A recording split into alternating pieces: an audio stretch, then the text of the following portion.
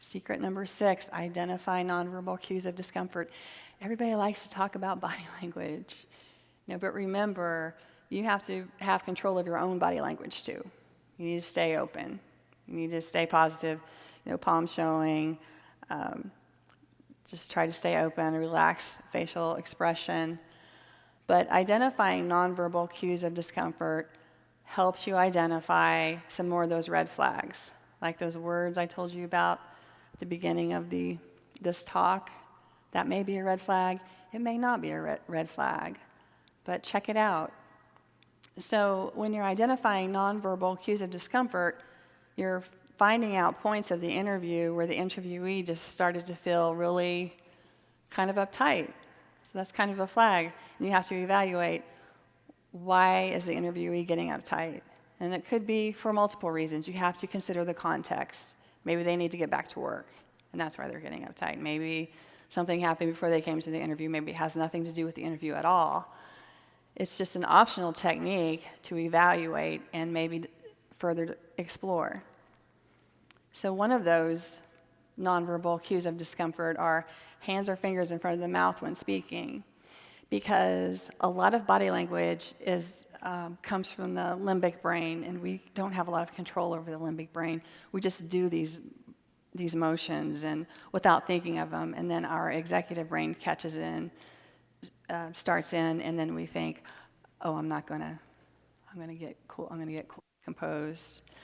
But if you watch for those microsecond movements of the body, and I would recommend looking for especially movements of the hands or the legs, because our micro expressions, they're fleeting unless you're really trained like the FBI to read somebody's face. It's really hard to read it because we've been taught early on how to mask our expressions.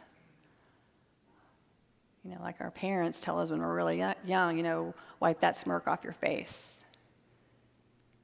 So we try to keep our face, when we're trying to hide or cover up something, we try to keep it really calm and cool. So hands or fingers in front of the mouth when speaking, like, it could be really fast. It could be a microsecond, like, oh, or maybe they're evaluating something, but you just have to think and evaluate, is that person holding something back? Is there something that they just said that they're not comfortable with? They just touched their mouth. I'm not saying that there is. I'm saying just look at that, because you cannot tell from someone's body language whether they're telling a lie or not. But their body language will, when they are lying, it will show some signs of discomfort, and that's why it's worthwhile looking into. Another one, hand and arm gestures small, close to the body. So somebody's sitting and they're just bringing themselves pretty tight in, because this is a reptilian brain response. I know you've heard of fight or flight, that prehistoric urge that we have sometimes. Well, when people are under a lot of stress, they'll stop moving, because if they don't want to be attacked. So they'll just bring their body in, or they'll, bring their body in and they won't move. They'll have very few facial expressions. They're trying to be very controlled. They're trying not to move. That's an indication of discomfort.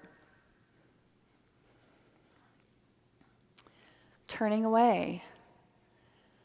I recommend when people are having interviews, they try to sit, have chairs kind of facing each other, so they're facing each other talking, and there's not anything in between them that's blocking them, because subconsciously they're going to pick that up.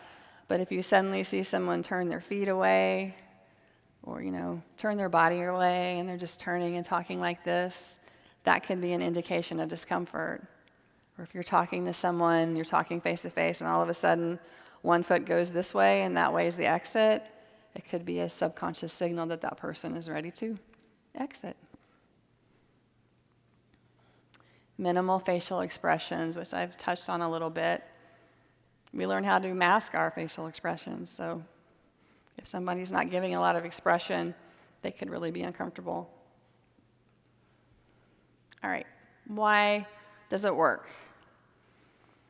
Because most nonverbal communication is inadvertent. It comes from our prehistoric brain or our limbic brain, and we don't mean to do it, but we do it, and then our executive brain says, don't do that, and so we stop doing it. So you really have to have a good eye and watch what's going on and see what shows up in clusters. Like if 3 or more signs of discomfort show up in a short period of time, that would be something that I would evaluate. What were we talking about then when they threw off those signs of discomfort?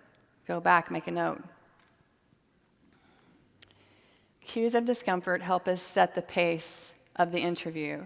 So we know when someone's getting upset. We know when it's time to take a break and get a glass of water.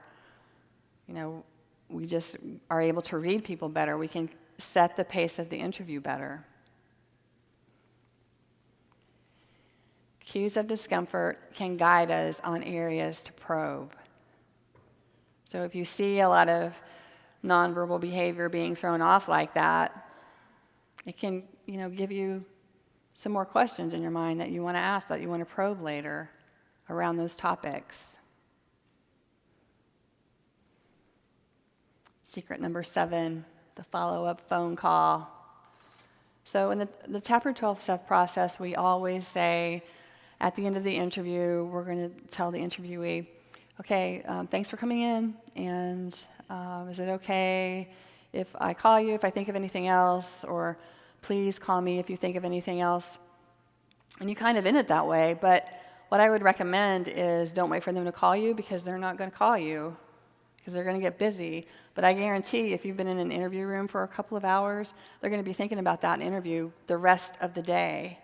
And they're going to think of a lot more stuff. Their memory is going to be activated, and they'll think, oh, he told me to call him, but I don't really want to bother him. I don't have time anyway. So I'd wait 24 hours, and as a standard best practice, I will call them and say, hey, I was just checking in. I just want to thank you again for coming in for the interview. Was there anything else that you thought of after you left? And is there anyone else that I should talk to? You've already asked them that before they left, but ask them that again, because you could get a lot more information.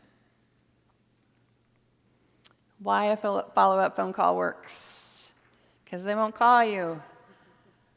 Every once in a while you'll get somebody who will call you, but overall, when you tell people, call me if you think of anything else, that's the last time you're going to hear from them, and they're not going to call you.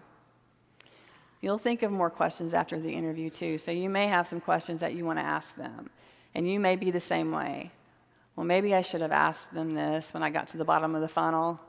I should have asked them a couple more questions, but I'm not going to. I'm going to just proceed with what I've got. No, call and ask them, because that could be the little piece that you're looking for. Surprisingly, I used to gather the most information on my follow-up phone calls, or get more witnesses to talk to, more resources to work with. So you may get other interviewee leads. They may tell you someone else that you can talk to that they didn't remember before. So that is our 7 secrets. We have, as I announced this morning to the certified instructors, we have this as a 1-day on-site effective interviewing class where we talk about interviewing more than half of the day, but we also talk about collecting other types of information like physical, paper, and recordings. And then I'm developing our first ever online course, and that will be available this summer, and it'll be about 9 hours of work online.